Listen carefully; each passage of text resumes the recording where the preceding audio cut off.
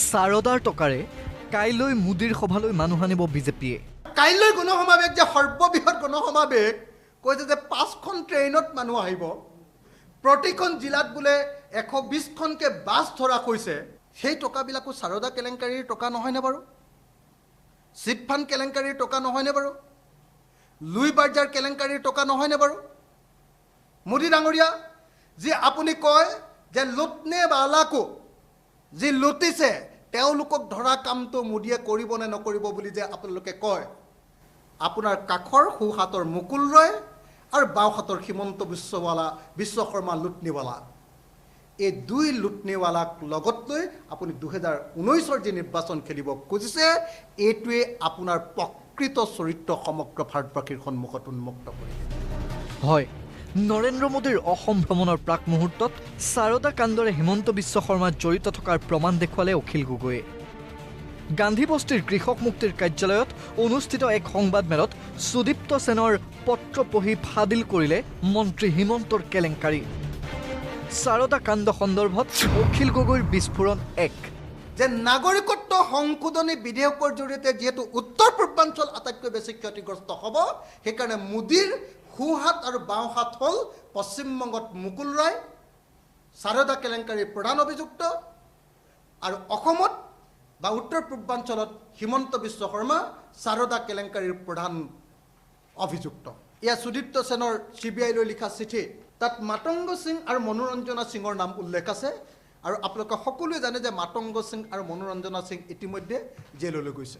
আৰু তাৰ তলৰ পেৰেগ্ৰাফটোত আপোনালোকে দেখিছে, মই বাক্যটো গাই দিছোঁ, এই নীলা ৰঙৰ বাক্যকেইটা অতি স্পষ্ট ভাষাত লিখি থোৱা আছে যে অন্য এজন হাই লেভেল ব্যক্তি হ'ল হিমন্ত বিশ্ব শৰ্মা।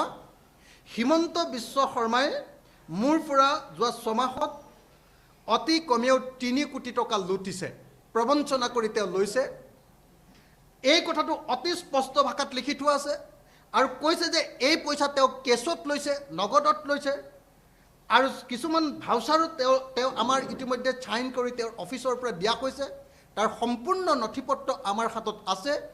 গতিকে সেই 3 কোটি টকা যেতিয়ালৈকে ঘূৰাই নিদিয়ে, তেতিয়ালৈকে আচলতে সাৰদা কোম্পানীয়ে টকা ঘূৰাই দিব নোৱাৰে ৰাইজক। অখিলৰ বিস্ফোৰণ 2 2014 চনৰ 29 আগষ্টত হিমন্ত বিশ্ব শৰ্মাৰ ঘৰ আৰু টিভি চেনেলত ৰেইড কৰিছিল।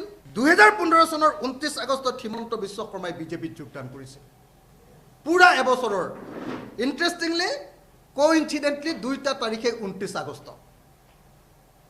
2014 চনৰ 27 নৱেম্বৰ তাৰিখৰ দিনা হিমন্ত বিশ্ব শৰ্মা আৰু তেওঁৰ পত্নী ৰিণিকী ভূঞা শৰ্মাক কলিকতাত, আপোনালোকে সকলোৱে জানে যে ঘণ্টাৰ পাছত ঘণ্টা হিমন্ত বিশ্ব শৰ্মাক CBI-য়ে কলিকতাত ৰখাই থৈছিল, তেওঁলোকক জেৰা কৰিছিল, তেওঁৰ পত্নীক জেৰা কৰিছিল।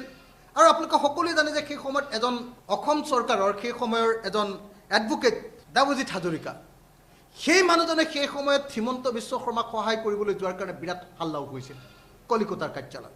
যেতিয়াই হিমন্ত বিশ্ব শৰ্মা কংগ্ৰেছত আছিল, তেতিয়ালৈকে হিমন্ত বিশ্ব শৰ্মা অভিযুক্ত আছিল, চোৰ আছিল। আৰু এবছৰৰ পাছত যেতিয়া 29 আগষ্টত 2015 তাৰিখৰ দিনা, 2015 চনৰ 29 আগষ্টৰ দিনা যিদিনাই হিমন্ত বিশ্ব শৰ্মা বিজেপিত যোগদান কৰিলে, সেইদিনাৰ পৰাই তেওঁ গংগাত গা ধুই পেলালে। অখিলৰ বিস্ফোৰণ 3 যিজন মানুহে 3 কোটি টকা খালে, কাৰ টকা খালে?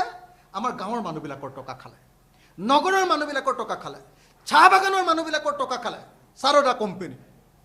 সেই টকা যিজন মানুহে খালে 3 কোটি টকা, অসমৰ মানুহৰ নিশ্চয় মনত আছে যে বিস্কুট কেনেকৈ ধুবুৰীত বিস্কুট ফেক্টৰী খাই কেনেকৈ হিমন্ত বিশ্ব এনেকৈ মূৰটো জোকাৰিছে। সেই বিস্কুট কোম্পানী উদ্বোধন কৰা হিমন্ত বিশ্ব শৰ্মা গ্ৰেপ্তাৰ নহ'ল। সেই হিমন্ত বিশ্ব শৰ্মাই য'ৰ পৰা হিমন্ত বিশ্ব শৰ্মাৰ নিউজ লাইফে পইচা ল'লে, যাক আমি ফিউজ লাইফ বুলি কওঁ আজিকালি, সেই ফিউজ লাইফৰ মালিকিনী তেওঁৰ পত্নী ৰিণিকী ভূঞা শৰ্মা এতিয়ালৈকে গ্ৰেপ্তাৰ নহ'ল, আৰু মন্ত্ৰী হিমন্ত বিশ্ব শৰ্মা এতিয়ালৈকে গ্ৰেপ্তাৰ নহ'ল। অখিলৰ বিস্ফোৰণ 4 আৰু কৈছে যে 20,000 মটৰচাইকেল যাব। 20,000টো বাৰু মুখেৰে কোৱা কথা, তথাপি 10,000ৰো যদি মটৰচাইকেল বা 5,000 বা 2,000ৰো মটৰচাইকেল হয়, সেই টকাবিলাক হিমন্ত বিশ্বই আমাক ক'ব লাগে যে সেই টকা আশা কৰ্মীৰ টকা নে সেই টকা সাৰদা কোম্পানীৰ টকা নে সেই টকা লুই বাৰ্জাৰ কেলেংকাৰীৰ টকা। অসমৰ প্ৰত্যেকটো কেলেংকাৰীৰ প্ৰধান খলনায়কজনৰ নামেই হ'ল হিমন্ত বিশ্ব শৰ্মা। সেই হিমন্ত বিশ্ব শৰ্মাক বাওঁফালে লৈ ভেয়া হিমন্ত বিশ্ব শৰ্মা বাওঁফালে লৈ কাইলৈ মোদীয়ে সমগ্ৰ ভাৰতৰ সন্মুখত নিৰ্বাচনৰ ভোট বিচাৰি তেওঁ আকৌ এবাৰ আহ্বান জনাব, আকৌ এবাৰ ক'ব যে লুটনে वाला को সাজা দেনা চাহিয়ে কি নেহি। অখিলৰ দাবী কাইলৈ সভাত মোদীয়ে ঘোষণা কৰক ভুক্তভোগীক ঘূৰাই দিয়া হ'ব হিমন্তই লুটা ধন। যিবিলাক মানুহৰ পৰা সাৰদা কোম্পানীৰে এনেকৈ টকা লুটি নিলে, যাৰ টকা এতিয়া হিমন্ত বিশ্ব শৰ্মাৰ পকেটত সোমাই আছে, যাৰ টকাৰে হিমন্ত বিশ্ব শৰ্মাই নিউজ লাইভ চেনেলটো চলাই আছে, সেই টকা ঘূৰাই দিম বুলি মোদী ডাঙৰীয়াই কাইলৈৰ যি সমাৱেশ, সেই সমাৱেশত মুকলিমূৰীয়াকৈ ঘোষণা কৰিব লাগে। সমান্তৰালভাৱে অখিল গগৈৰ প্ৰত্যাহ্বান, পশ্চিমবংগৰ মুখ্যমন্ত্ৰীৰ প্ৰত্যাহ্বান গ্ৰহণ কৰি দেখুৱাওক মন্ত্ৰী হিমন্তই। এগৰাকী মুখ্যমন্ত্ৰীয়ে হিমন্ত বিশ্ব শৰ্মাৰ নাম লৈ কৈছে যে তুমি 3 কোটি টকা খালা আৰু 3 কোটি টকা খাই তুমি বিজেপিত যোগদান কৰি নিজকে বচাব খুজিছা, এই বুলি মমতা বেনাৰ্জীয়ে চেলেঞ্জ কৰিছে। আৰু সেইকাৰণে এই প্ৰত্যাহ্বান গ্ৰহণ কৰি আমি হিমন্ত বিশ্ব শৰ্মাক প্ৰত্যাহ্বান জনাইছোঁ যে যদি তেওঁৰ সাহস আছে, মমতা বেনাৰ্জীৰ এই প্ৰশ্নখিনিৰ উত্তৰ দিল্লীত গৈ এখন সংবাদমেল পাতি হিন্দী আৰু ইংৰাজীত মমতা বেনাৰ্জীক তেওঁ চেলেঞ্জ কৰক, প্ৰত্যাহ্বান জনাওক। ইফালে পশ্চিমবংগ আৰু উত্তৰ পূৰ্বাঞ্চলক লক্ষ্য কৰি নিৰ্বাচনী হাথিয়াৰ হিচাপে ব্যৱহাৰ কৰা নাগৰিকত্ব বিধেয়কৰ বিৰোধিতা কৰিবলৈ ৰাইজক আহ্বান অখিল গগৈৰ। 2019 চনৰ নিৰ্বাচনৰ আটাইতকৈ ডাঙৰ হাথিয়াৰটোৱে হ'ল পৃথিৱীৰ সকলো হিন্দুক আমি ভাৰতবৰ্ষত নাগৰিকত্ব দিম, নাগৰিকত্ব সংশোধনী বিধেয়ক 2016। 2019 চনৰ নিৰ্বাচনৰ আটাইতকৈ ডাঙৰ বিজেপিৰ হাথিয়াৰটোৱে হ'ল পশ্চিমবংগৰ 42টা ভোট সংসদীয় সমষ্টিত জয়ী হোৱা। আৰু তাৰ কাৰণে তেওঁলোকৰ আটাইতকৈ ডাঙৰ হাথিয়াৰটোৱে হ'ল পশ্চিমবংগ আৰু উত্তৰ পূৰ্বাঞ্চল। শেহতীয়া বাজেটক লৈও অখিল গগৈৰ ক্ষুধাৰ সমালোচনা। হিমন্ত বিশ্ব শৰ্মা বাজেটৰ যি ভাষণ, কিন্তু চোৰৰ মুখত ৰাম নাম। দগাবাজ মানুহ এটাই গুণমালাৰ নাম লৈ দিলেই, শ্লোক এটা পাঠ কৰি দিলেই মহাপুৰুষ হৈ যাব, এনেকুৱা মানে দেখুৱাব খুজিছে।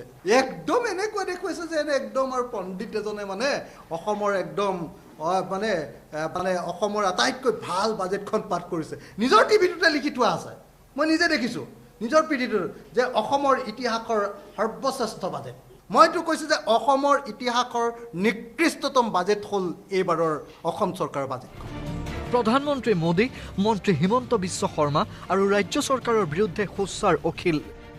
আৰু প্ৰধানমন্ত্ৰীৰ অসম ভ্ৰমণৰ সময়ছোৱাত ব্যাপক প্ৰতিবাদ যে হ'ব তাৰেই যেন ইংগিত দিলে অখিল গগৈয়ে।